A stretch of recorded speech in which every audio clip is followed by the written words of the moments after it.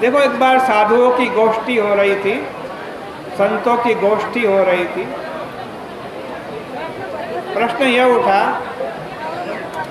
कि साधु बनने का उद्देश्य क्या है? हम लोग साधु क्यों बने? हम लोग संत क्यों बने? ये प्रश्न उठा साधुओं की गोष्ठी में। एक भोले भाले साधु थे। उन्होंने कह दिया कि भाई हम संसार का उपकार करने के लिए साधु बने हैं।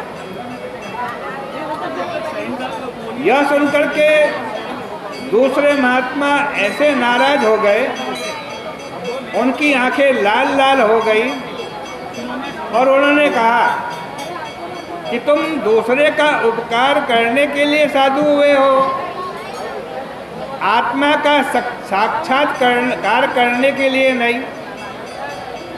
परमेश्वर का दर्शन करने के लिए तुम साधु नहीं हुए हो, भक्ति करने के लिए तुम साधु नहीं बने हो, वेदांत चिंतन करने के लिए तुम साधु नहीं बने हो। अरे तुम्हें उपकार करने के लिए, लोगों का उपकार करने के लिए साधु बनना था तो भगवा वस्त्र क्यों धारण किया? तुमको तो सफेद कपड़ों में नेता बनना चाहिए था। यहाँ क्यों आ गए? वो महात्मा ऐसे बिगड़े कि बड़ा मजा आ गया। फिर प्रेम से बोले कि भाई हम लोग तो परमात्मा का साक्षात्कार करने के लिए साधु बने हैं, हमें भगवान का साक्षात्कार करना चाहिए, वही हमारे जीवन का मुख्य उद्देश्य है। लोकोपकार के लिए तो बहुत सारे ब्राह्मण हैं, बहुत सारे नेता हैं, अन्य बहुत सारे लोग हैं। इस प्रकार जहाँ सच्चे साधु लोग होते हैं, वहाँ आत्म कल्याण के अतिरिक्त दूसरी तरह की बात पसंद नहीं करते हैं। तस्मिन् महन्मुपरिता साधुविच्चरिता ईयोष शेष सरिता परितस्रवन्ति ताये पिबन्त्य पितृशो नृपगाढकर्णैः तान्नः प्रसन्त्यश न कृड भय शोक मोहा।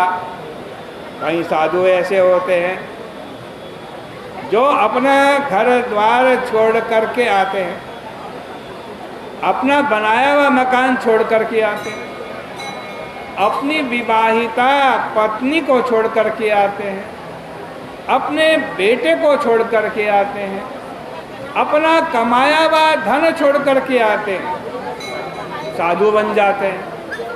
परंतु साधु बनने के बाद फिर अपना घर बनाने लगते हैं, मठ बनाने लगते हैं, मंदिर बनाने लगते हैं। उसके लिए छाता लगाए धूप में खड़े होते और गिनते रहते ये अभी तक कितने सीमेंट के छकड़े आए, कितनी ईंटें उतरी, कितना चूना आया, कितनी मजदूरी दी गई। इस प्रकार उनका राम राम सीता राम तो छूट गया, आश्रम का नक्शा उनके मन में छा गया। इसलिए सत्संग संसार के लिए नहीं होता, हृदय में जो संसार बना है उसको बदलकर भगवानमय बनाने के लिए होता है। सत्संग का यही असली रूप है। इस प्रकार से